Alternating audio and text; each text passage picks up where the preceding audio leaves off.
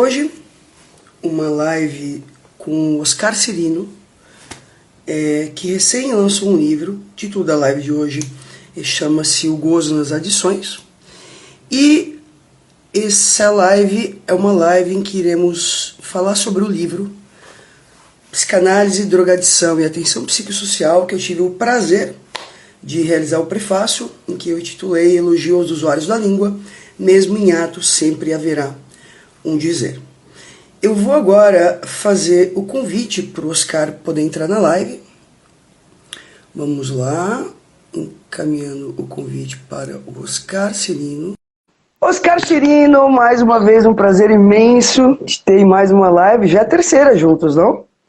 Isso. E a live de hoje é sobre o teu livro, recém-lançado, que eu tive o prazer imenso, né, de ter sido convidada para fazer o prefácio, Psicanálise, Drogadição e Atenção Psicossocial. Eu vou ler rapidamente o currículo do Oscar, que é psicanalista, mestre em filosofia pela Federal de Minas, professor do curso de pós-graduação da PUC de Minas Gerais, da pós-graduação em Psicopatologia, Infância e Adolescência do Hospital Santa Catarina, desde a fundação, autor. E você lembra que você foi no primeiro ano que lançou esse curso presencial em Blumenau? Você foi a Blumenau. Lembra? Sim. Fazer uma... Isso. Autor dos livros Psicanálise e Psiquiatria com Crianças, que virou um clássico, né? Desenvolvimento de estrutura, e Psicanálise, Drogadição e Atenção Psicossocial. O título da live de hoje, o título que nós intitulamos Gozo nas Adições. O Oscar fez uma pequena resenha do que a gente vai tratar hoje, mas também, né, que iremos, é uma live também sobre o livro. Em português, a palavra adição implica em um acréscimo, um a mais. Já adicto refere-se ao sujeito que se torna escravo de um objeto de satisfação. Drogas, jogos, comida, sexo, bebidas, compras, exercícios físicos e por aí vai. Trata-se de um consumidor consumido pelo objeto, que é uma expressão que até o Lacan usa, né? O sujeito consome e se consome. O gozo, por sua vez, é parceiro da vida, pois não há gozo sem um corpo vivo. No entanto, nas adições, o gozo ultrapassa o umbral do princípio do prazer, estabelecendo a imposição de uma compulsiva e monótona repetição em detrimento da criatividade, do desejo e seus descaminhos. Em outras palavras, todos temos o direito ao gozo, mas não ao dever de gozar. Oscar, muito obrigada.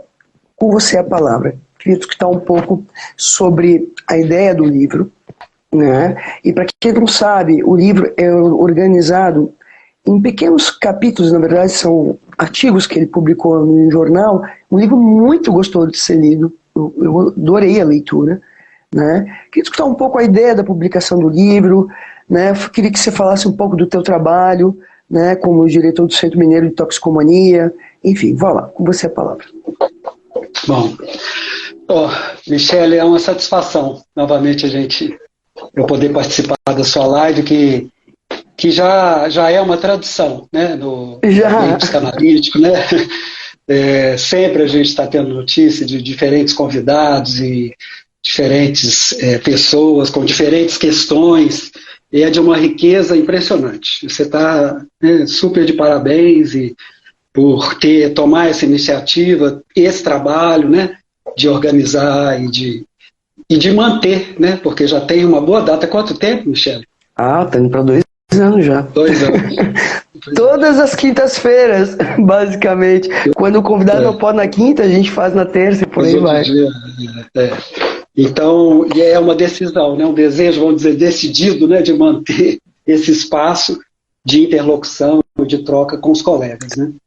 Claro. Olha, eu trabalhei durante 17 anos numa instituição que era o Centro Mineiro de Toxicomania, que foi credenciado e é credenciado pelo Ministério da Saúde como um CAPS AD3. Eu saí de lá em 2016, trabalhei 17 anos e me aposentei pela Secretaria de Saúde, e ao longo dos 17 anos eu me deparei com a dificuldade que é essa clínica, né, e essa clínica no serviço público, né, dentro do paradigma de uma atenção em liberdade, né, de um respeito ao direito do sujeito, né, de poder fazer uso das substâncias, mas desde que isso não leve a consequências desastrosas para a sua vida, para a sua relação com os outros, né? Quer dizer, que ele não seja consumido pelo próprio objeto, né? Exatamente. E lá a gente tinha por exemplo, a instituição está localizada, né, na região centro-sul, então a gente atendia a população em situação de rua, né, atendia uma população bastante variada, e incluindo a situação de população de rua, para a gente ver a complexidade que existe também, né, nessa temática.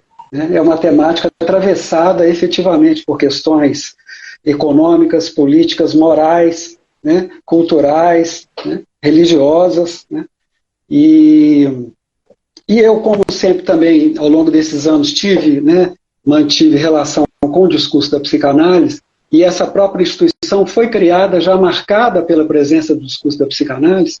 Então, eu tentei, ao longo desses anos, elaborar algumas coisas, né? A gente recebe convite para ir na televisão, dar entrevista no rádio, porque essa temática suscita muitas questões, né, sociais. Né? E ao longo desses anos eu fui escrevendo algumas coisas, resolvi retomar. Agora, Oscar, só uma pergunta. Você falou que é uma instituição que nasce já atravessada pelo discurso da psicanálise. Sim. E a equipe que lá atuava? Porque, geralmente, né, no centro de atenção psicossocial sempre tem um certo embate. Eu sei que eu fui supervisora de um CAPSI uma vez, e a supervisão foi assim, muito complicada por conta da diversidade teórica e de posicionamentos políticos e clínicos entre os profissionais que ali atuavam. Queria escutar um pouco sobre isso, porque acho que tem um manejo aí importante entre a própria equipe, né, na atenção dada a esse serviço. Sim, exato. É uma questão bastante importante, né, Michele? O que eu acho que no caso, que quem tem uma transferência com o discurso da psicanálise deve tomar um cuidado para não fazer do discurso da psicanálise um discurso do mestre. Eu acho que uma das funções do discurso da psicanálise é se apresentar como uma contribuição a esse campo, que é atravessado, de fato, por múltiplas questões, e a contribuir para que os discursos girem. Né? E aí, tomar a referência do Lacan, o discurso universitário, o discurso histérico, o discurso do mestre também, e o discurso religioso, que está presente muito nesse campo. Então, eu penso que a função do psicanalista primeiro, sempre lembrar que cada caso é um caso. Né?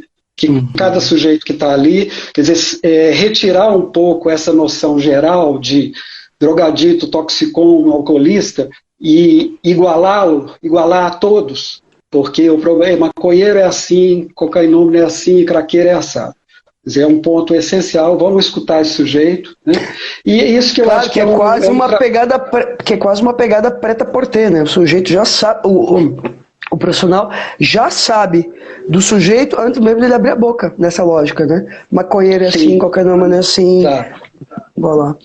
Exatamente. E aí vem a contribuição, por exemplo, da psicanálise, uma delas, né, marcando isso, que é uma das clínicas mais difíceis. Isso pela minha experiência e de psicanalistas renomados, né, que vão marcar a dificuldade dessa clínica. Né, ou pelo modo de gozo do sujeito, que às vezes se apega efetivamente, nos casos, né, de dependência grave, de toxicomania ou de adição, se apega a esse objeto, né, mas também pelo atravessamento de uma série de questões, né. Então, conseguir que a equipe entenda, né, que é preciso escutar a função e o lugar da droga para cada sujeito, que pode ser para apaziguar um sofrimento, que pode ser para amenizar as vozes, no caso da psicose, que pode ser para lidar com a tristeza, com o mal-estar da vida. Né, com a infelicidade, uma função de anestesiar. Então, vamos escutar, esse era um ponto que a gente sempre esteve atento, vamos escutar o que esse sujeito tem a dizer sobre a função da droga e sobre o efeito de fascinação, porque a gente pode pensar isso, o discurso da psicanálise, sem desconsiderar os efeitos psicoativos, os efeitos na neuroquímica cerebral que existem, o discurso da psicanálise vai estar interessado nos efeitos de fascinação que esse objeto produz no sujeito para que ele faça essa colagem e tenha esse casamento fiel com esse objeto, né? Na busca de encontrar alguma solução para o sofrimento e para o mal-estar dele, né? Então, essa eu acho que é uma contribuição fundamental do discurso da psicanálise. Vamos escutar o que o sujeito tem a dizer, e a partir daí vamos construir o que é possível ofertar, o que é possível demandar. Oscar, na história ocidental, claro, tem a história oriental também, o vídeo, o exemplo do ópio, a função que o ópio cumpriu, né? Mas na história ocidental, eu queria discutir um pouquinho sobre a história da droga, porque os gregos marcavam uma diferença entre, né, a diferente função que o mesmo objeto poderia cumprir, dependendo do lugar que ele entrava, né, e dependendo também da quantidade, quer dizer, né, podia ter uma função de cura, mas também podia ter o mesmo objeto, uma função de destruição. Queria discutir um pouquinho assim, né, não sei se, claro que não é o tema do livro, mas assim, já que você trabalhou tanto tempo com isso, queria discutir um pouco sobre a história da droga, porque me parece que com o capitalismo, a droga passa a assumir um novo lugar aí, né, para o sujeito, na medida em que ele é colocado de antemão nessa lógica como consumidor. Sim. É uma ótima pergunta, Michele. Me faz, se você me permitir, lembrar de pelo menos duas vertentes para pensar isso. Uma primeira, você fez referência aos gregos, o volume 2 da História da Sexualidade do Michel Foucault, O Uso dos Prazeres, onde ele vai mostrar, né, que para os gregos era uma questão ética, a questão da moderação. Então, a gente podemos pensar, o excesso era eticamente mal visto, mas a abstinência também era eticamente mal vista, porque a abstinência era um excesso de falta, era um excesso de carência. Claro. E só o sujeito que poderia se permitir usufruir desse prazer que demonstraria a sua ética ao conseguir moderar esse prazer. A ideia da temperança, enquanto uma virtude ética, que era inclusive um critério, o Foucault pega Platão, Aristóteles, Hipócrates, para a escolha de um governante. Um governante que tivesse dado sinais de que ele não conseguia ter a moderação e a temperança com os prazeres, seja o prazer do sexo, quer dizer que seria o prazer da carne. Que tivesse uma boa relação com o objeto, porque veja, a abstinência está também no lugar do excesso. Ela é tão dependente, a dependência está dos dois, quer dizer, é o verso e o reverso da mesmíssima moeda, a abstinência e o excesso. Por isso que eu acho legal quando você fala o excesso de carência. Né? E só o sujeito que se permitisse experimentar os famosos prazeres da carne, o sexo, a comida e a bebida, e experimentar e saber fazer um bom uso deles, seria um bom sinal de ser um bom governante, porque ele não iria ser tirano no uso do poder dele, né, claro, nas assembleias e tal. E também a questão, o uso em si não era um problema, era a questão que você levantou da quantidade, do momento. Hoje eu não vou beber porque amanhã eu vou ter que participar de uma assembleia da polis. Mas amanhã, depois que eu participar, eu posso beber. Então, tinha uma questão também do momento, não era um mal então, em mas si. Você trouxe uma questão lindíssima, Oscar, que eu não tinha pensado nisso. Porque justamente os defensores da abstinência, eles são grandes tiranos com os sujeitos. Vide o que acontece nas fazendas terapêuticas. Que, na verdade, os sujeitos ali submetidos àquela lógica, submetidos quase a uma lógica de trabalho escravo. Né? E submetidos a um discurso que legisla sobre ele e diz como eles têm que fazer na vida. Exato. Percebe? Eu acho que tem um ponto aí super importante, que é, bom, a sua relação com o objeto também diz da tua relação com a polis e da tua relação com o outro, que diz uma economia libidinal do Exato. sujeito. Com certeza, a questão da economia libidinal, que é um outro aspecto que a psicanálise vai estar atenta, né? Qual que é a função para esse sujeito na sua economia de satisfação, porque nem toda satisfação é o bem, né? Nem sempre a satisfação traz consigo o bem, pode ser ter satisfações que vão trazer o pior, né? Mas eu pensei numa outra coisa, e aí nesse campo histórico, alguns historiadores marcam que foi a ascensão do puritanismo anglo-saxônico, a partir do século XVII, que depois, né, a gente sabe da influência do protestantismo no capitalismo, que vai fazer dos prazeres da carne, o cristianismo já um pouco, mas vai ser mais no puritanismo anglo-saxão, que vai fazer dos prazeres da carne um mal em si. E aí, por ser um mal em si, eu devo me abster desse prazer. Né? E é essa lógica que vai estar, de algum jeito, depois sendo prosseguir ao longo da história, e aí a partir do final do século XIX, início do século XX, começa já uma distinção entre as drogas lícitas e as ilícitas, porque nem sempre a cocaína foi ilícita, nem sempre a maconha foi ilícita. Por exemplo, um processo... na época do Freud, a cocaína ela era lícita, não ilícita. Exatamente. Inclusive, Freud chegou a usar durante um certo tempo, e num certo momento, né, percebeu que não era o melhor caminho, mas ele, né, teve essa experiência. Então, esse desdobramento que vai ocorrer, e depois aí já entra toda essa questão do lícito, do ilícito, né? E hoje nós, de alguma maneira, para pensar na história, você podemos pensar isso, um aspecto moral, primeiro, né? Agora, só um adendo, porque nisso, quando diz do aspecto lícito e ilícito, a gente, né, o uso dos prazeres de Foucault, mas a gente poderia entrar na lógica da fome de poder, que é a determinação do que é possível e do que não é possível para o sujeito, percebe? Sim. Porque aí tem algo que se monta de uma maneira muito importante. Como é que o sujeito também reage a esse outro todo tirano que determina para ele o que pode, o que não pode, o que não é sem feito. Exato.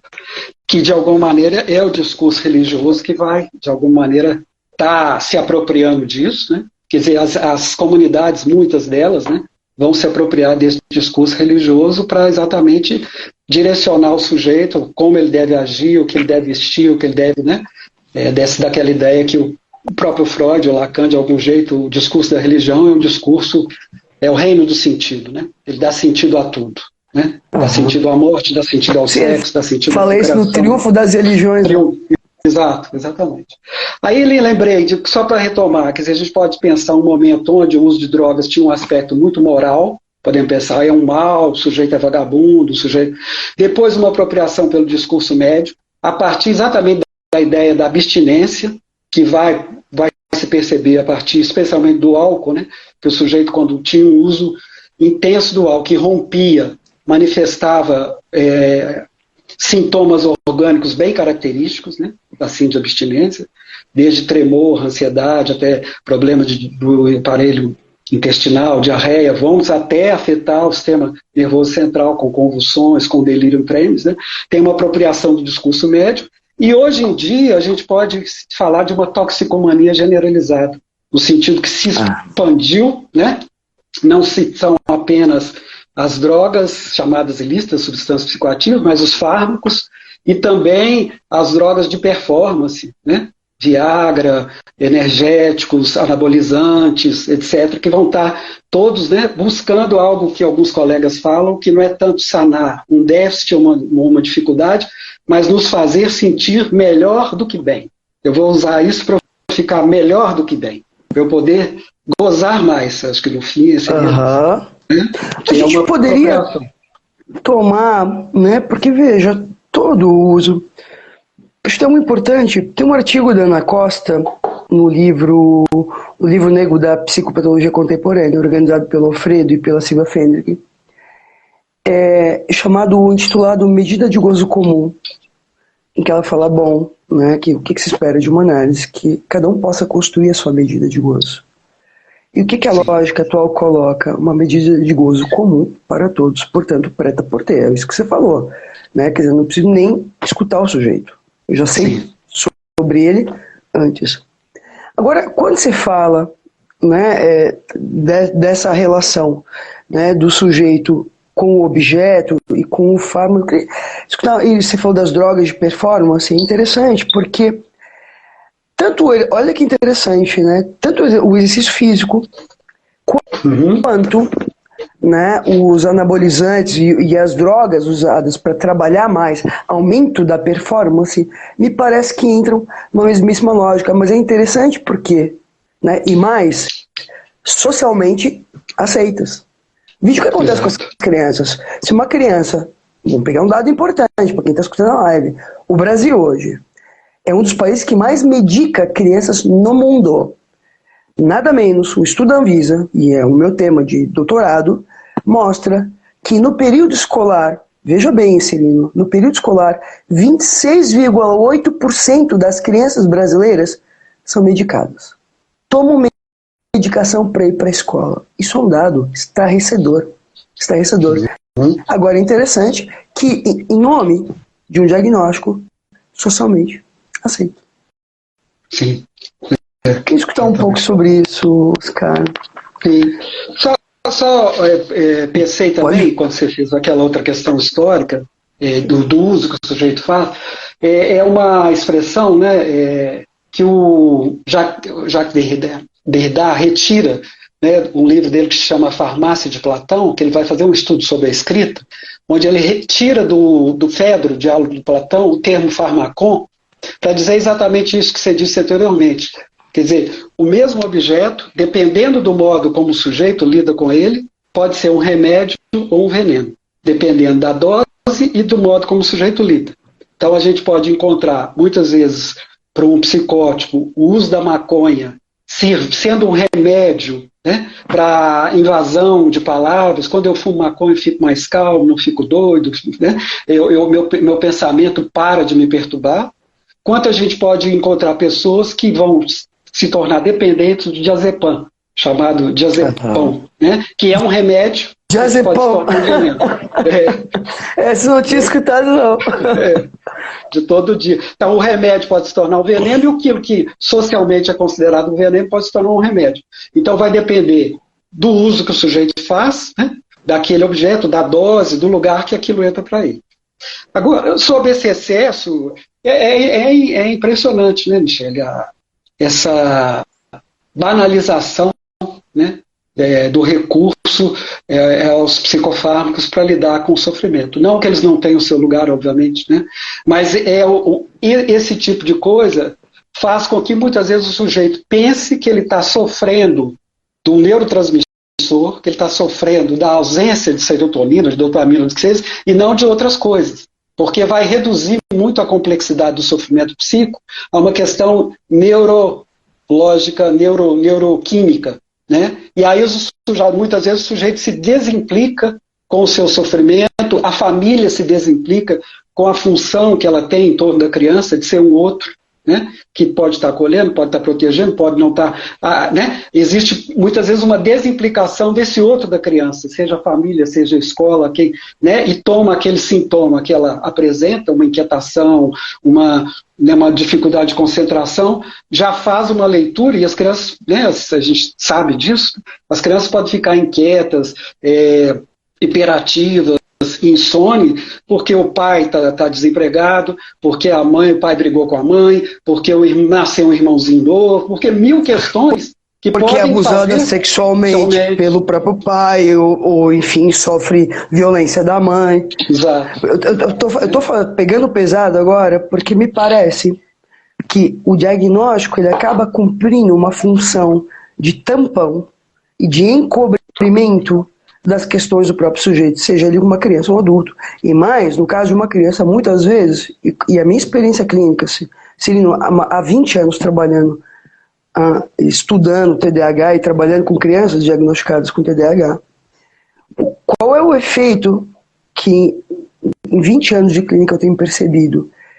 Que a Ritalina, ou metilfenidato, né, chamado muitas vezes, que recebe o nome de Concerta, olha que nome interessante, Concerta, literalmente, consertar, né, e ele vai encobrindo uma desorganização, muitas vezes, séria de uma criança.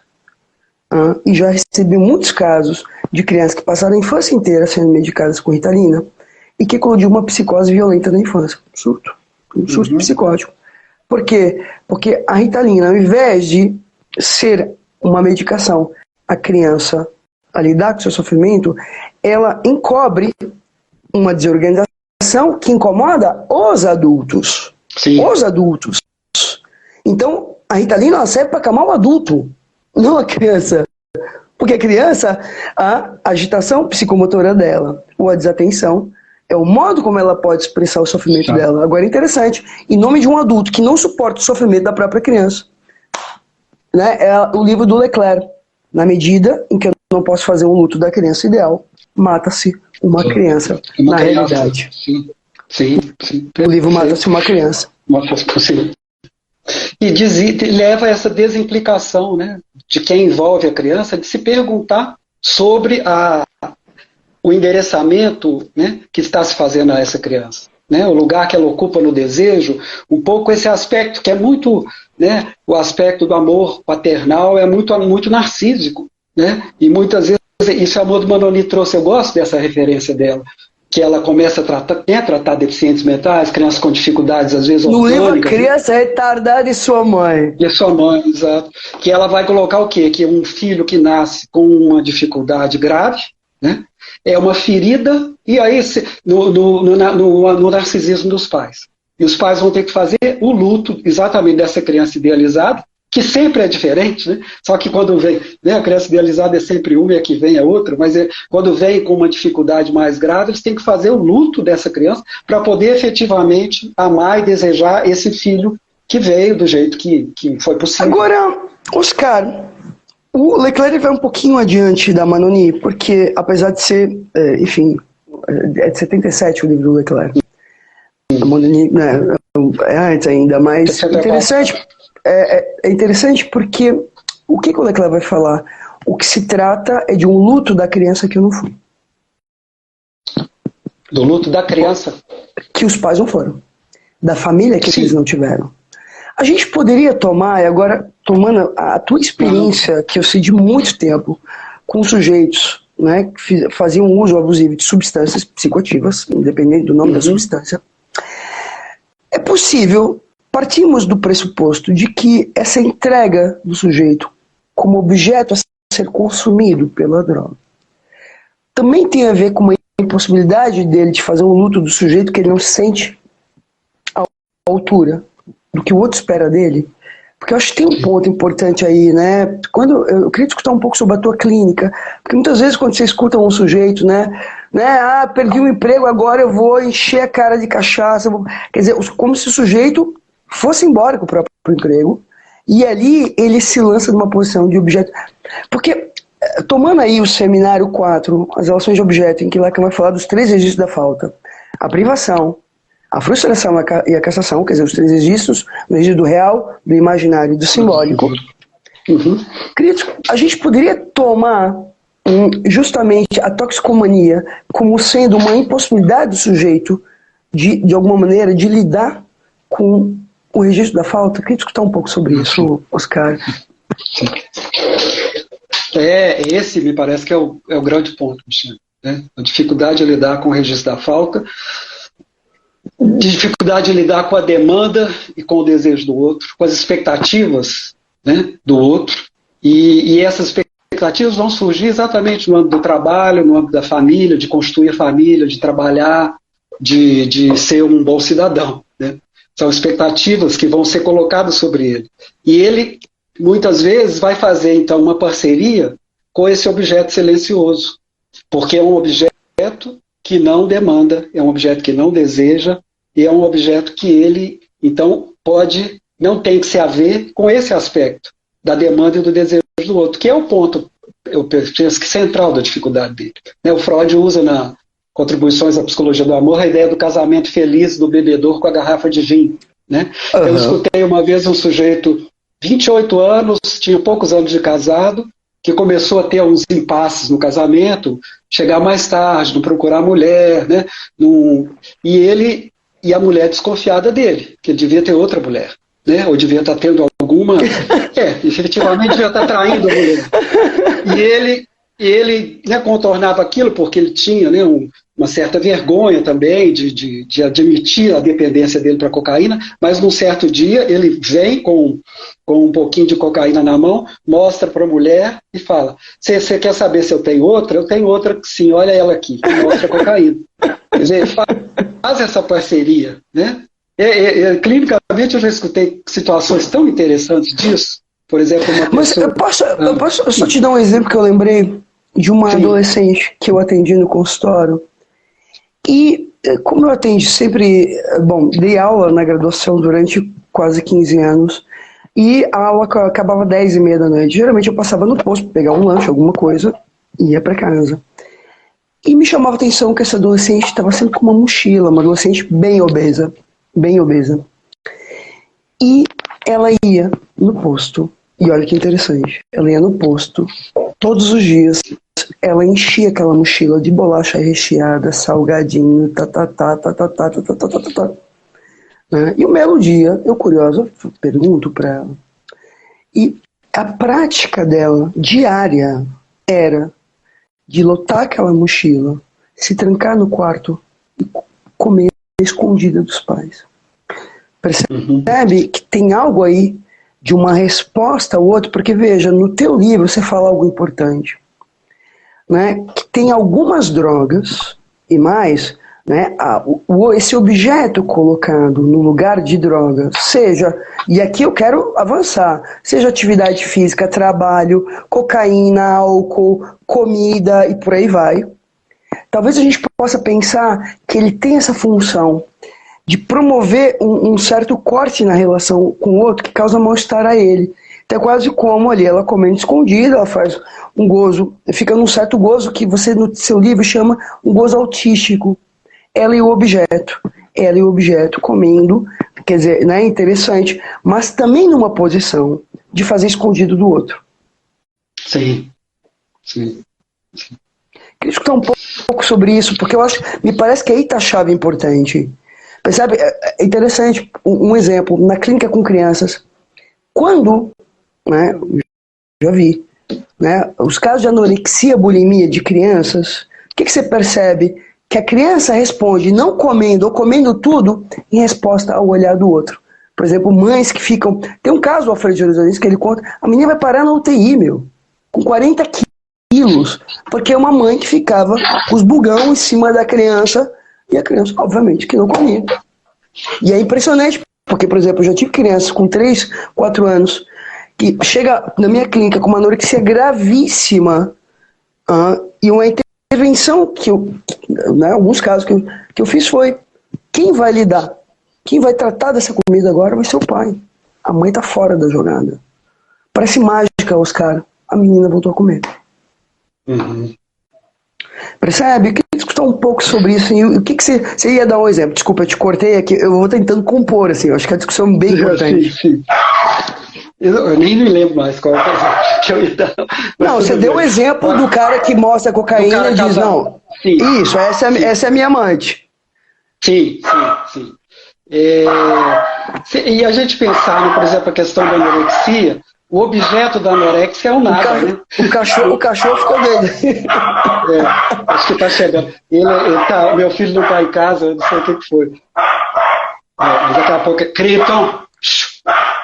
Que ela chama. Mas ele fica no colo. Então quer pegar ele? Pega lá. Pega rapidinho. Então vamos ver se ele pode. Gente, live com o Krypton agora. Essas lives são lives muito curiosas. Agora vai ser eu, o Oscar e o Krypton na live. Vocês vão conhecer o Krypton, que é o cachorrinho do Oscar. Então, gente, mas eu acho, né, eu tava falando aqui pro Oscar. Boa lá, Oscar. Traz a fera. Pronto, traz a fera e vai participar com a gente da live. Vai lá. Vai. Bom, eu penso, olha, tem uma questão, a gente pode talvez, você me fez lembrar as referências que o Lacan faz no Seminário 8, da demanda enquanto dos caminhos que a gente tem acesso à pulsão. Da demanda oral, que é uma demanda ao outro, e da demanda anal, que diz respeito a uma demanda do outro. Então tem algo aí, e depois o deslizamento do desejo para os objetos menos consistentes, que é o olhar e a voz, para o Lacan, algo mais do âmbito do desejo. Então, a demanda ao outro, o outro tem, né, no caso o paradigma é o leite, e eu vou demandar a ele que me dê aquilo que ele tem. E aí a gente desliza isso metaforicamente, o quê? Para atenção, para o cuidado, para a proteção, né? Oscar, e a demanda do outro, talvez é a demanda da mãe que faz eu quero que você coma, né? Eu tenho comida, eu quero que você coma. E aí essa demanda às vezes fica insuportável para o sujeito. Porque no caso da anorexia, não sei se você concorda, eu acho que a questão é a questão do desejo da mãe e não da demanda da mãe. E aí a recusa do alimento é, isso que você está me dando não é isso que eu quero. É uma outra coisa que você não está conseguindo perceber, porque por mil questões, né? Então, sim, mas então é interessante, né? Porque, veja, é também uma recusa a ser tomada numa posição de objeto. sim, sim. Porque tem alguns filmes aí, eu queria escutar um pouco sobre algo que eu escuto muito na clínica, a retenção das fezes realizada pelas mulheres. É interessantíssimo quantas mulheres têm dificuldade de fazer cocô. Não é uma, duas. Eu lembro que na graduação, quando eu estava trabalhando as pulsões, meia dúzia de alunos disse assim: professora, quando eu viajo, eu não consigo fazer cocô, o que eu faço? E tem gente que só faz cocô em casa, porque eu acho que tem um ponto importante aí, né? Tanto o olhar, quanto a comida, quanto as fezes, são os primeiros objetos de troca com o outro, né? Na relação com o outro, de oferta, mas também num certo jogo em que a criança também, muito cedo, se vê numa posição em que, comendo ou não comendo, cagando ou não cagando, ela controla a mãe. Queria escutar um pouco sobre isso, Oscar. Porque, veja, a gente está falando também das fezes como objeto, da comida como objeto. E isso está dentro da temática que a gente está tratando. Exato. Lembrando, né, que o Freud diz, acho muito legal, que as fezes são o primeiro produto do ser humano, né? E aí esse produto ou ele solta ou ele retém. E ele percebe que ele começa a ter um certo, tanto a autonomia no campo neuropsicomotor, isso não nos importa tanto, ainda que exista, né? A maturação neuropsicomotora para controlar os esfíncteres, mas que mostra a questão da psicanálise, né, na incidência do dizer do outro, da demanda e do desejo do outro, como isso pode afetar, né, a questão puramente orgânica e biológica, porque existe a maturidade para se controlar o esfíncter, né, ou então mesmo também a questão da enurese, né, mas o sujeito ou solta demais ou retém demais. Né? E aí o paradigma também que Freud vai dizer, ou ele dá demais, ou ele dá de menos. Exato. O que aponta para a economia da relação do sujeito com o outro. Com o outro, exato. E aí a gente pode deslizar isso metaforicamente. Freud desliza para a questão do dinheiro, né? O sujeito que paga tudo para os outros ou o sujeito que não paga nada para ninguém. Né? Mas pode deslizar isso também para o afeto. Aquelas pessoas que têm muita dificuldade de dizer para o outro, né? Eu te amo, eu gosto de você, como você está lindo e tal. Né? Ou as pessoas que falam isso toda hora, para todo mundo, para qualquer um. Quer dizer, a gente pode deslizar isso para o campo afetivo também, metaforicamente. Né? Eu vou reter ou eu vou soltar? E aí eu começo a exercer um controle sobre o outro, né? Para mostrar de alguma maneira que eu não sou um simples objeto do outro. Né? É um recurso importante, né? Da clínica e do sujeito. Né? Agora, Oscar, você tocou num ponto, que live incrível. Eu fico tão impressionado da sintonia que a gente tem. Algo muito bonito, viu? É muito bonito. Não, muito.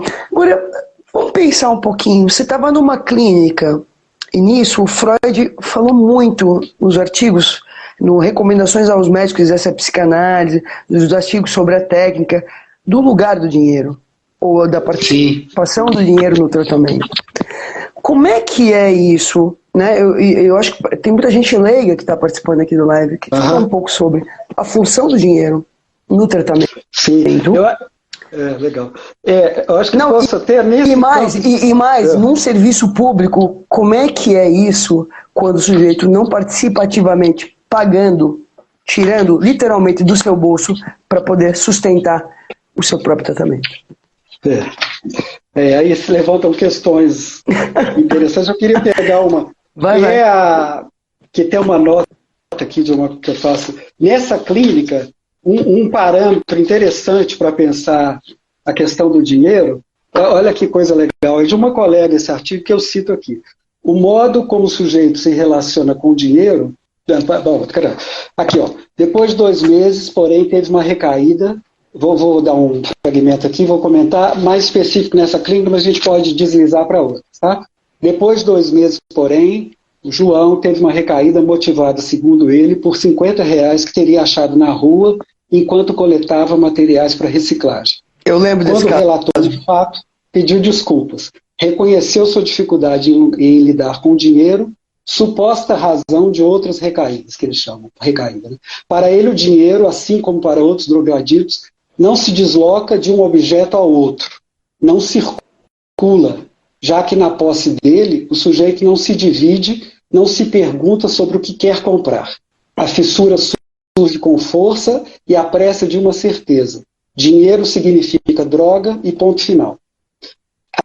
Aí essa colega comenta aqui que um dos critérios para a gente mensurar a gravidade dos casos que recebemos é o modo como o sujeito se relaciona com o dinheiro.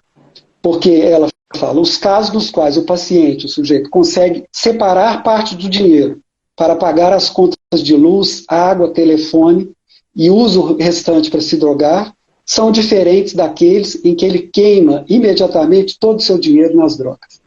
Esse é um critério clínico interessante. E a gente escuta essa coisa inventada nessa clínica, né? Fumei uma moto, cheirei uma televisão. É muito curioso, né? Como é que um objeto de consumo, mas é eu consumido acho, pela droga. Mas eu acho que aí tem uma parte do teu livro, e ele está muito vivo na minha cabeça. Só vocês têm que ler o livro dele. Isso. Mostra a capa do livro aí, Oscar. Mostra, e diz onde é que o povo compra esse livro.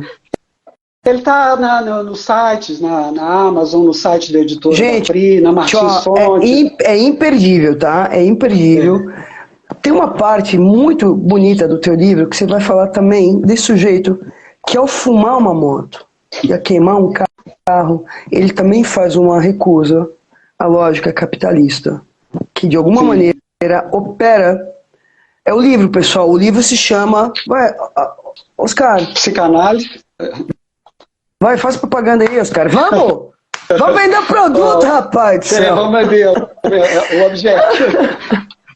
Psicanálise, drogadição e atenção psicossocial. Está disponível aí no site. Publicado pela editora APRI. APRI. Certo. Com o prefácio da Michele Câmeres intitulado... Vou fazer propaganda de mim agora aqui, ó. Que é... Não, ficou super bonito, eu adorei, né? Elogio aos usuários... Ficou... Teve? Sim, teve elogios das pessoas que falaram, o prefácio super legal. Elogio aos usuários da língua, mesmo em atos, sempre haverá um dizer. Gente, você vai ter uma nota no jornal, né? A psicanalista paulista Michele Câmeres e tal. Vai lá. Mas, porque algumas vezes essa ideia, né, que o toxicômano ou o drogadito é um consumidor por excelência, é verdade. Mas ele, muitas vezes, e a gente pegar o Trainspotting, aquele filme, ali tem uma referência que é interessante porque, de alguma maneira, é uma ruptura com o consumo. Apesar do sujeito ser um consumidor, ele rompe com aquele consumo divulgado pelo discurso do capitalismo. Né? E aí, tem o trecho do filme que eu até cito, que é muita gente cita, né? Escolha uma moto, escolha um plano de saúde, escolha uma família, escolha um abridor de latas elétrico, acho que é interessantíssimo isso de colocar essa futilidade dos objetos, mas eu não quero nada disso, por que eu ia querer tudo isso se eu tenho a heroína? Né? Então esse lugar, né, que o objeto tampona tudo, mas ele rompe. E aí eu faço referência, só eu acho legal falar isso. Que tem uma referência do Jacques Lamillard que eu gosto e que faz menção a alguma coisa que você comentou um pouco antes. Que ele coloca, no âmbito da separação, ele toma a ideia da separação e da alienação na constituição do sujeito, ele diz, no âmbito da alienação ao discurso do capitalismo, ele coloca um tipo clínico, que é o estresse. O sujeito trabalha porque ele quer produzir, porque ele quer ganhar dinheiro, porque quer consumir. Ou porque ele está numa posição de escravo do outro, em que ele precisa trabalhar para se sentir à altura do que o outro espera dele. Que é uma posição completamente de subserviência. Porque nisso a gente também poderia pensar o lugar que o trabalho ocupa para cada um. Porque, por exemplo, veja, eu lembro de uma frase do meu pai. Eu era pequenininho, pequenininha, eu dizia, pai, vamos almoçar fora? E meu pai tem hotel, enfim, a gente... Mas uma coisa simples, mas meu pai sempre trabalhou muito. Tanto que teve épocas que ele morou dentro do hotel.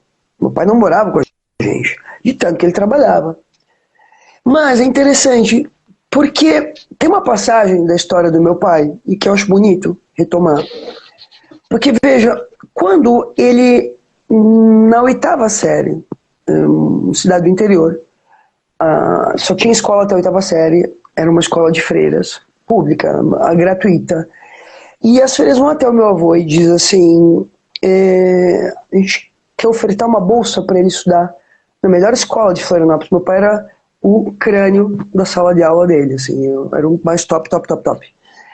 E é interessante porque a resposta do meu avô foi, ele vai estudar no Cabo da Enxada. E meu pai nunca conseguiu largar o Cabo da Enxada, Oscar. Uhum. Veja, interessante, porque tinha carrões que não podiam ser usados, dinheirões que não podiam ser usados, casões que não podiam ser usados, ou seja, era literalmente uma lógica de não poder gozar dos objetos consumidos. Percebe a gravidade disso? Eu acho que também a gente poder colocar o trabalho, né, como, também estando nesse lugar de droga, eu acho que é algo importante, porque o que o sujeito faz com o objeto? Queria discutir um pouco sobre isso, porque a gente está falando de uma economia libidinal da relação do sujeito com o objeto e com o outro. Com você a palavra, vai lá. Sim, inclusive comprei um livro na França sobre 25, não sei o que, sobre adição, e eles levantam o workaholic como das adições, a adição ao trabalho, né? Como um tipo das pessoas que fazem do trabalho a razão de tudo. Né? Mas só concluir a ideia. E aí, então, na vertente da alienação, esse sujeito estressado, porque tem que trabalhar, porque tem que produzir, porque o que se espera do discurso capitalista é isso, né? O sujeito trabalha e compra. Tá? E ele coloca uma droga, que é a cocaína, que é uma droga de performance, que é uma droga estimulante, que o sujeito vai utilizar muitas vezes para brilhar, para falar. Mas hoje a cocaína está em desuso, porque o que eu tenho escutado na clínica é tal do Vinvance. Sim. Um fármaco. Não, a cocaína já se foi. Não, é Vinvance agora. Porque nisso, as medicações psiquiátricas roubaram a cena. E é interessante, porque várias drogas psiquiátricas têm sido usadas como eu ia falar lives, não, raves, e usadas com álcool, sei lá que efeito que dá, mas eu tenho escutado muito isso na clínica, assim, de adolescentes que vão para raves e fazem o uso dessas medicações. Sim. Mas dentro da ideia do estímulo, né? Eu vou usar para performar, para chamar atenção, e seja também para trabalhar, ou então para curtir aquilo ali no extremo. E do lado da separação, ele coloca o tipo clínico da depressão, que é aquele sujeito quando está gravemente deprimido, que não quer sair da cama, que não quer tomar banho, e que, portanto, não quer trabalhar, e não quer consumir. E como droga, ele coloca a heroína, porque é o exemplo do transporte. Qual o efeito da heroína? Heroína existe ainda? Existe. No Brasil, mas no Brasil existe? Chega pouco. Casagrande, por exemplo, jogador, ele era dependente de heroína também. Que ele experimentou quando eu vi um filme dele, e já li um livro dele, é interessante, quando estava jogando no Porto, né, em Portugal, a primeira vez que ele usou heroína, né, e aí... Mas a heroína o quê? O sujeito se pica ou fuma e fica ali, deitadão, na sensação do corpo. Né? No filme fala, é melhor do que qualquer trepada. Essa ideia de um gozo autístico, um gozo eu com meu corpo. Né? Então eu acho bacana pensar também que nem toda droga vai depender muito da função que ela pode ter, e aí pode ter uma função de ruptura, porque eu não quero comprar isso, aquilo, outro. Né? Ainda que eu compre a heroína, mas eu não quero comprar as outras coisas. Tem um paradoxo, eu acho, né? De uma contestação a essa lógica, né? Da produção e do consumo, e ao mesmo tempo ser um consumidor clássico, né? Sim. Agora, não, você está falando da potência criativa e subversiva que a droga pode ter na vida do sujeito. Sim, agora, sim. Oscar, na medida em que, veja, acho que tem vários pontos aí bem importantes na nossa discussão. Vamos tomar um pouco o que tem acontecido nas famílias hoje na lógica social. Uma hipervigilância das crianças. Tanto nas escolas, quanto dentro das próprias famílias. Mas uma hipervigilância que também aponta para um abandono. Porque, veja, se eu preciso vigiar o meu filho o tempo inteiro, é porque, de alguma maneira, eu não estou com ele. Sim. Certo? Sim. Então é interessante, porque aponta para uma ambivalência que a Michelle Binaim, no livro Amor e Ódio, Ambivalência Materna, uma ambivalência não reconhecida. Nunca se falou tanto das crianças, mas nunca se quis as crianças tão distantes. Um exemplo disso é estar almoçando com meu filho no restaurante domingo e enfiar uma merda de um celular na cara dele, porque eu não suporto a inquietação dele. Simples assim. Certo? Ou para o meu filho não chorar, né, eu boto a galinha pintadinha para ele olhar, para ele se acalmar. A gente está falando algo que Flávio Ferraz, num artigo, esqueci o nome do livro, procedimentos calmantes e autocalmantes, é um diazepam. O eletrônico ele tem cumprido essa função. Que se ela mesmo chose da mamãe, que o bebê chora e bota no peito o tempo inteiro. E tem mãe que, para o bebê não chorar, mantém ele full time no peito. Bom, a gente está falando do quê? Do início da drogadição. Sim, exato. Percebe? Porque quando, ao invés da palavra, e Freud, quando vai falar do início da civilização, quando ao invés da palavra você oferta um objeto, a gente está falando de um início de uma relação em que, na verdade, o outro, que encarna o outro primordial, o outro da linguagem, se dispensa enquanto sujeito e oferta o objeto, como se ele já não importasse na cena. E é interessantíssimo o efeito produzido nas crianças, porque elas também dispensam o outro, que é, por exemplo, o que acontece no autismo. No autismo, exato. As crianças dispensam o outro radicalmente.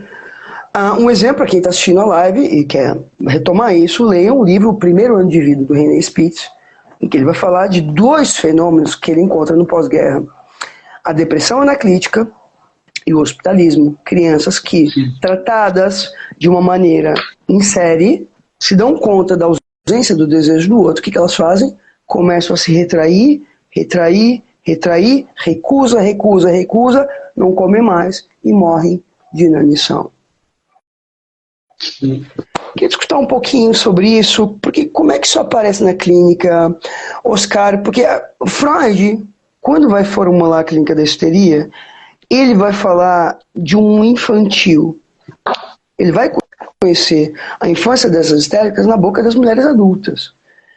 O que você encontrou dessas histórias infantis e dessas marcas primeiras na boca dos teus pacientes que eram consumidos pela droga? De alguma maneira, muito disso que você falou, sabe, assim, porque a gente pode, de fato, pensar que uma toxicomania, uma drogadição pode começar logo ali, logo na infância, né? Seja nessa oferta excessiva do peito e não da palavra, né? Seja na oferta do celular para apaziguar a criança, né? Seja a oferta do melhoral infantil, né? Que tinha um analgésico, né? Para apaziguar. E também a criança perceber que os pais muitas vezes lidam com a tristeza, com o mal-estar dele, tomando alguma pílula, ou bebendo. As crianças vão captando que os adultos se relacionam com determinados objetos, né, de uma maneira... Mas isso é interessante, porque sabe o que eu percebo na minha clínica?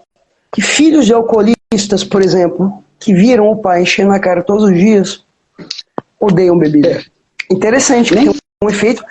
Não, nem sempre, mas nem sempre, que acaba tem um efeito de rechaço também. Porque, na verdade, percebe? É interessantíssimo.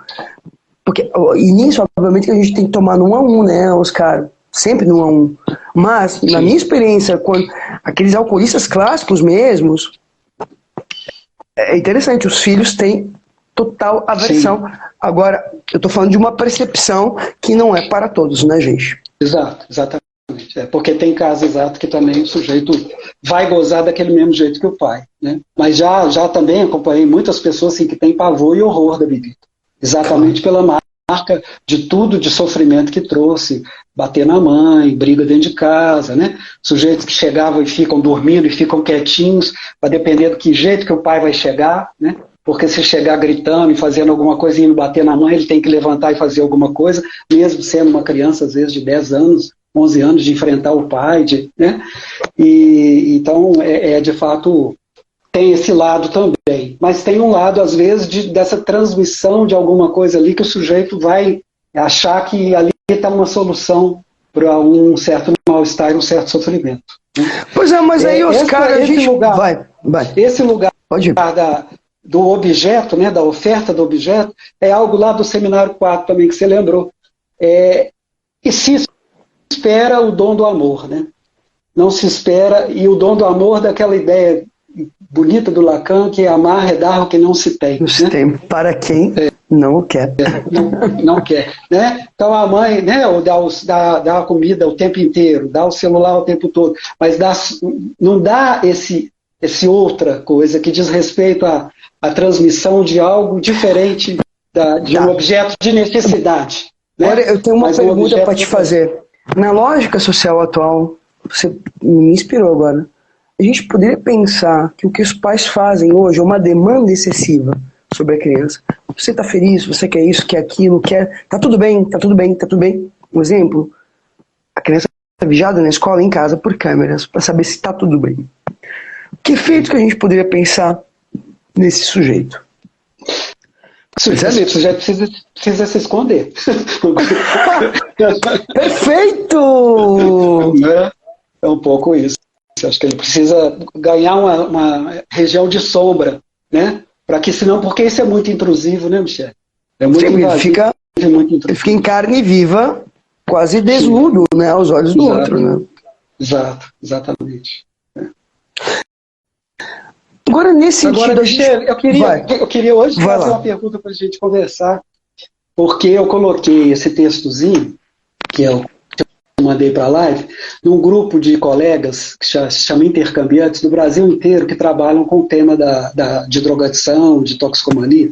E um colega de São Paulo, que trabalha com a educação sobre drogas da Associação Brasileira Multidisciplinar sobre Drogas, na Abrande, que inclusive também sou sócio, ele, logo depois que eu postei, ele postou assim: cuidado, isso é um perigo, uma coisa assim.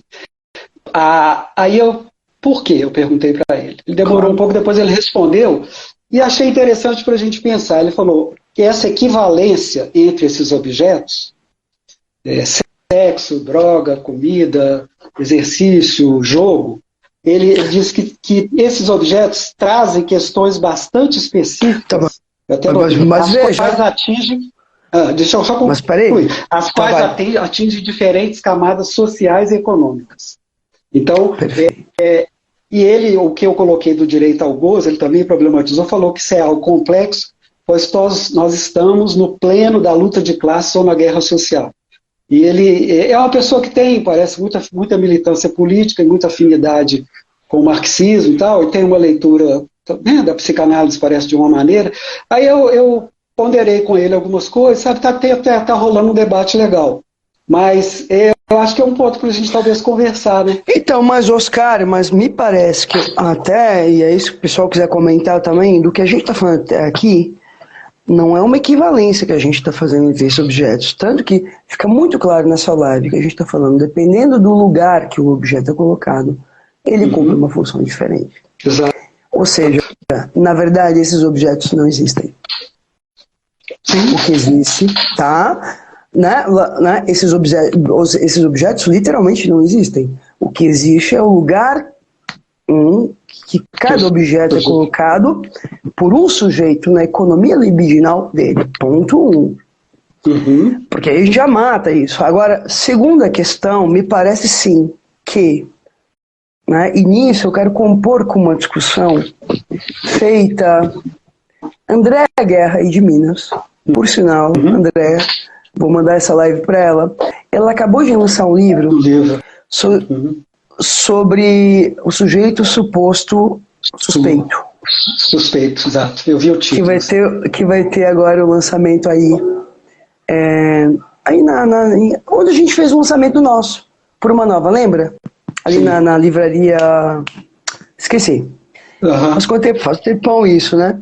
E é interessante, porque o que eu quero discutir nessa live com a Andréa, que é um dos temas que ela trabalha, é que, veja, é interessante porque é aceitável um adolescente classe média alta ir com uma cartela de vingança para uma rave, certo? Assim como é aceitável um adolescente, veja, de 14 anos, vou pegar a mesmíssima idade, ir para uma balada, top, e levar 1 litro de, sei lá, Chivas, não sei muito, não sou muito afeita ao whisky, então não conheço muitos nomes, mas bom, um whisky chique. E isso é uma marca, uma insígnia de poder. E mais, é interessante o quanto os pais gozam com isso. Porque os pais que financiam os camarotes, que eles pagam, os pais financiam tudo isso, e rola droga adoidado. A tal das balas e por aí vai. Socialmente aceito, quase como tô podendo, tô pagando. Agora é interessante, porque por esse mesmo menino de 14 anos, se ele tá numa comunidade, numa favela, ele não tem dinheiro para comprar um uísque. E ele vai fazer uso do quê? Ele vai parar no crack, que é uma das drogas mais baratas que se tem. E é esse mesmo menino que não é acolhido, que vai parar como pedinte nos faróis e que muitas vezes vai bater carteira para poder sustentar o seu vício. Então a gente tem uma cena de desigualdade radical, Oscar, que aí não toca mais um problema da droga, trata de um problema que não é nem de saúde pública, é de política pública. Por quê? Porque você não precisa usar crack para bater carteira na Paulista. Você simplesmente, muitas vezes, pode ter um filho passando fome em casa, ou uma condição social que você não se sente acolhido, e você muitas vezes vai partir para bateção de carteira para poder minimamente sobreviver nesse mundo que de refúgio não tem nada, mas é um mundo completamente sem coração. Quero discutir um pouco sobre isso, porque eu acho que você acompanhou um tanto isso, né? Porque me parece que aí a gente escapa da questão das drogas, Oscar. É uma questão de políticas públicas. Sim. Não é de saúde pública, é políticas públicas. Sim, que aí é muito mais abrangente, né? Que implica na educação, que implica no esporte, que implica na oferta de arte, né? Ela implica a saúde também, mas implica... E esse, inclusive, aí fazendo propaganda do livro, eu acho que tem um artigo dele que eu gosto, porque eu encontrava sempre textos falando da drogadição e tal na adolescência. E eu, né, tentei focar naquele que chama rodar, rodar até ficar tonto, o uso de substâncias psicoativas na infância, que eu vou mostrar, né? Primeiro eu chamo atenção para o brincar, eu levanto por que será que as crianças, né? Então, levantei uma hipótese fora de fala do brincar enquanto atividade mais atraente, que a criança cria ali um mundo próprio e tal. Levanto a passagem para a adolescência, para a puberdade, as questões que isso traz para o sujeito, e aí muitas vezes a droga entra aí, inclusive talvez muitos bem como separação dos pais. Mas aí eu levanto que existe sim o uso, e aí eu pego os dois eixos, que é o uso excessivo da medicalização, né? Pego um pouco o EC e as drogas, mas eu pego o segundo tópico, que é as crianças em situação de rua, onde essa questão que você trouxe está toda presente. Quer dizer, o crack às vezes vai servir para fazer laço social para o sujeito se introduzir na turma que está ali, o sujeito vai ficar... Né? Tem uma série de questões aí, né, dessa vulnerabilidade social. Tem um colega que usa os vulnerados social, eu gosto. Ele fala os vulnerados, né? Então, é inegável que tem uma questão que vai muito mais além da droga, né? Vai muito além. E eu só me lembrei também, por exemplo, quantas mulheres, né, estão presas. Eu li um levantamento, um grande número de mulheres presas por tráfico de droga, mas um pequeno tráfico, que estão exatamente fazendo tráfico para para dar comida para os filhos, para alimentar os filhos, e que grande maioria delas, um número grande de mulheres que está hoje presa, estão presas por tráfico de drogas, e nenhuma está a maioria, né, não está em grandes grupos de PCC, etc., não, elas estão claro, sustentando, né.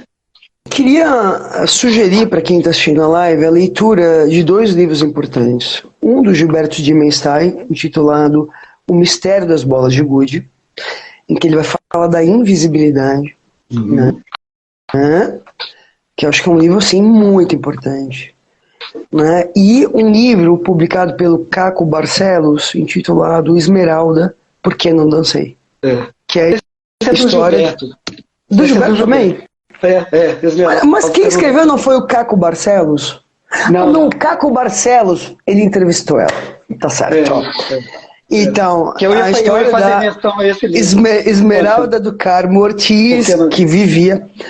Esmeralda, porque eu não dancei, porque, bom, ela vai pra rua, porque ela era estuprada pelo padrasto, vai parar na Praça da Sé, passa a fazer uso... E é interessantíssimo o livro, porque tem uma passagem, eu vou dar um spoiler aqui, que ela fazia uso de crack na rua, né? E é interessantíssimo porque começa a participar de um programa social na Praça da Sé, e um belo dia ela não comparece, a educadora vai lá e bate. Ela morava na rua, no Mocó, que é como se nomeia, quem mora na rua, bate no Mocó, ela não atende, mas ela deixa um bilhetinho, eu fiquei te aguardando. Aquilo revolucionou, porque isso nos dá uma pista do quanto esse sujeito precisa se esconder, mas que quando ele vê que tem um outro que espera por ele, isso marca toda a diferença. Eu queria finalizar a live. Maravilha. Olha, maravilha. Não, mas escuta, falando uma coisa muito inspiradora que você me falou, e eu vou te chamar para participar de um livro que eu vou organizar agora. Mais um. Vambora. Oscar, não, é verdade, sobre os cortes na adolescência. E o que eu tenho escutado na clínica? Que diante dessa hipervigilância dos pais e dos adultos frente a crianças e adolescentes, justamente se cortar é uma maneira que se encontra para trancar uma porta, interditar a entrada de um outro. É interessante porque quanto mais hipervigilância os adultos têm sobre o corpo do adolescente, mais ele vai fundo nesses cortes. Ou seja, ele vai para o ânus, ele vai para o pênis, vai para a vagina, porque ali os pais não têm coragem de meter os olhão. Olha que interessante. Que coisa. Mas é interessantíssimo porque na medida em que uma interdição não opera mais pela boca dos pais, cabe aos adolescentes se fazerem cargo dela. E é interessante porque o que eles fazem ao se cortarem? Eles marcam. Eles marcam. Eles marcam, o corpo é meu. É meu. Sim. E nesse sentido, ao se cortar, eles inscrevem uma marca sexual, uma insígnia, que marca o corpo não é de papai e de mamãe. E a gente poderia pensar o se cortar na adolescente como um efeito dessa hipervigilância parental e dos adultos sobre as crianças e os adolescentes. Sim, com certeza. Muito legal. Muito bacana. Gente, que live incrível. A Selma Paeiras, live incrível. Oscar Cirino te acompanha há muitos anos. Eu também. Legal. Obrigado. Oscar, eu sou daquelas que digo eu te amo pra todo mundo, peço todo mundo em casamento. Mas já compôs já o meu estilo. Mas eu queria te agradecer muitíssimo, porque é tão bonito a sintonia que a gente tem, sabia? Eu gosto também. Eu acho que agora eu entendi porque você me convidou. Claro. Foi claro que eu te convidei para o prefácio, sim. É verdade. Eu te admiro muito. Michel. Eu também, Oscar. E você é uma pessoa muito carinhosa. Tem um carinho muito bacana. Você é muito carinhosa. Eu gostei muito disso, desde quando eu te conheci. Então, deixa eu te contar um segredo. Eu era jovem. Eu saí da graduação e eu fui direto para o mestrado na USP, com o João que era. E logo na sequência, acho que foi nessa época, era muito jovenzinha. E eu nunca me esqueço que eu fui a Porto Alegre, olha que bonito, para xerocar um livro teu que estava esgotado. Psicanálise e psiquiatria da infância, desenvolvimento de estrutura. Eu fui a Porto Alegre fazer um xerox desse livro, porque eu queria estudar o teu livro. E é super lindo que 20 e tantos anos depois estamos aqui, então, nós conversamos. Juntos, E juntos, e eu te acompanho há muito tempo e te agradeço imensamente. Tá? Te amo, Oscar. Gente, quase 50 pessoas da live, super bacana. Acho que é um tema muito rico, muito importante. E bom, Oscar, a gente segue falando e vai vir um convite pro livro, tá bom? Tá, legal, vamos pensar, tá bom. Beijo, e adquira pessoal. Livro, né? Oscar, faz a última propaganda do livro aí, por favor. Não, é isso, tá aí. Repete o título. Psicanálise, drogadição e atenção psicossocial, publicado pela editora Pri, tá na Amazon, tá na... Tim Fontes, etc. Mas eu fiquei feliz com o livro porque eu penso que eu consegui, numa linguagem agradável, né? Eu acho que ficou um livro de leitura agradável, transmitir algo dessa clínica que é tão difícil, das dificuldades que ela tem, mas acho que deu para transmitir. Eu fiquei satisfeito assim, com a escrita, que não é uma escrita chata de ler, vamos dizer. Não, assim. Eu achei, eu li numa sentada, porque ele é muito agradável, porque são artigos curtos, pessoal. Sabe aquele livro, assim, agora eu vou fazer uma brincadeira, de deixar no banheiro, cada vez que você vai fazer cocô, você lê um artigo? Não, é verdade mesmo. Não, é verdade. É um livro que, assim, cada artigo é um tema. Veja, cada artigo é um tema, um universo diferente. E é curtinho, e é super gostoso de ser lido. Muito. Assim, você conseguiu algo muito difícil. Tratar com leveza um tema que é muito difícil. Tá bom. Tá de parabéns. Boa gente, noite. obrigada. Obrigada. Tchau. Beijo, Tchau, gente. Obrigado aí. Boa noite.